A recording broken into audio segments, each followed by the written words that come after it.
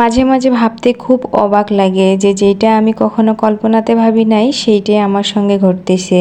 So hello everyone, আসসালামু আলাইকুম। কেমন আছেন সবাই? আশা করি ভালো আছেন। আল্লাহর রহমতেও আপনাদের দোয়ায় আলহামদুলিল্লাহ আমিও ভালো আছি। তো একটা লং ভিডিও নিয়ে চলে আসলাম আপনাদের মাঝে।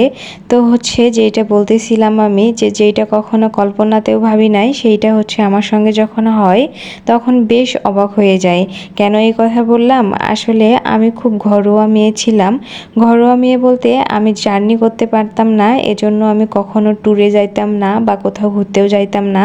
শুধুমাত্র আমার বাবার বাইক ছিল, বাইকে করে আমি এখানে ওখানে যাইতাম বা রিক্সাতে চড়ে যাইতাম, এই আর কি।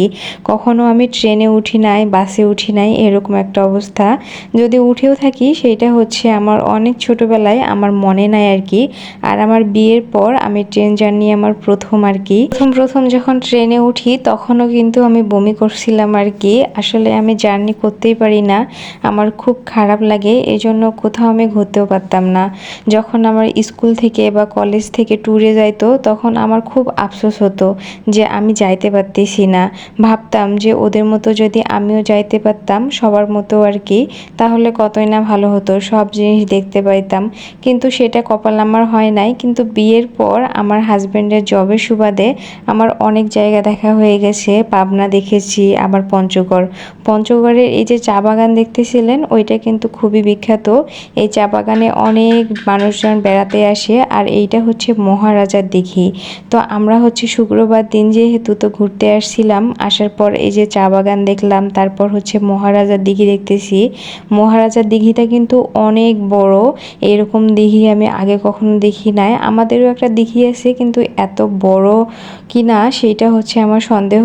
যাই হোক, তো এখানে এই যে ফুচকার দোকান দেখতেছি, ফুচকা আছে আর আমি খাবো না সেটা কি হয়? ফুচকা খাইলাম, খেয়ে আবার বাসায় চলে আসলাম ঘোরাঘুরি করার পর।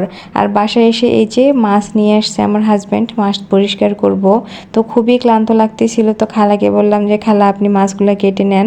আর এদিকে এই যে খালা পেঁয়াজগুলো কেটে নিয়েছে, পেঁয়াজগুলো আমি কাটতেছিলাম। আসলে কি বলবো বন্ধুরা, আমার বাচ্চাটা এত পরিমাণে জ্বালায়, পেঁয়াজগুলো আমি 3 দিন ধরে কাটতেছি কিন্তু শেষ করতে পারতেছি না। একটু একটু করে কাটতেছি আর ওর জন্য আমি রেখে আবার চলে যাচ্ছি। তো খালা আজকে এসে সবগুলো একদম পরিষ্কার করে দিল আর গুছায় রাখে দিল।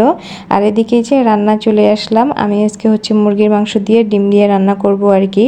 তো ডিম 2টা সিদ্ধ করে নিয়েছি আমার জন্যই শুধু, আমার হাজব্যান্ড তো সিদ্ধ ডিম খায় না, এজন্য আমি 2টা খাবো। আর এদিকে এই যে পেঁয়াজ রসুনগুলো সবগুলো আমি ভালোভাবে ভেজে নিচ্ছি আর সব ধরনের মশলা দিয়ে দিয়েছি। দেওয়ার পর মাংসগুলো ভেজে রেখেছিলাম, মাংসগুলো দিয়ে দিলাম। মাংস ভেজে কিন্তু রান্না করলে বেশ মজা হয় খেতে। আপনারা কে কে ভেজে রান্না করেন না?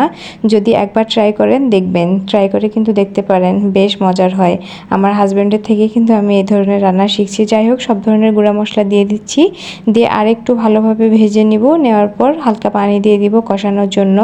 তো এই যে আরেকটু পানি দিয়ে দিলাম কষানোর জন্য। আর আমার মতো হচ্ছে আপনারা কে কে জার্নি করতে পারেন না অবশ্যই কিন্তু কমেন্টে জানাবেন, ঠিক আছে? তো এই যে কষানোর জন্য পানি দিয়ে দিলাম, দিয়ে আমি অন্যান্য কাজগুলো করে নিয়েছি কিন্তু। আর এই যে কষানো হয়ে গেছে, কষানো হওয়ার পর আমি এই যে ভাজা ডিমগুলো দিয়ে দিচ্ছি। ডিমগুলো দেওয়ার পর একটু নেড়ে চেড়ে নিব, তারপর আলুগুলো দিয়ে দিব। আসলে মাংস রান্না করলে আলু দিব না সেটা কি হয়? কারণ আমার আর আমার হাজব্যান্ডের আলু খুবই প্রিয়। আলুগুলো একটু নেড়ে চেড়ে নিয়ে ঝোলের জন্য পানি দিয়ে দিব। আর আজকের ভিডিওটি এ পর্যন্তই বন্ধুরা। যদি ভালো লাগে অবশ্যই লাইক কমেন্ট করবেন, শেয়ার করবেন। সবাই ভালো থাকবেন, সুস্থ থাকবেন। আল্লাহ হাফেজ।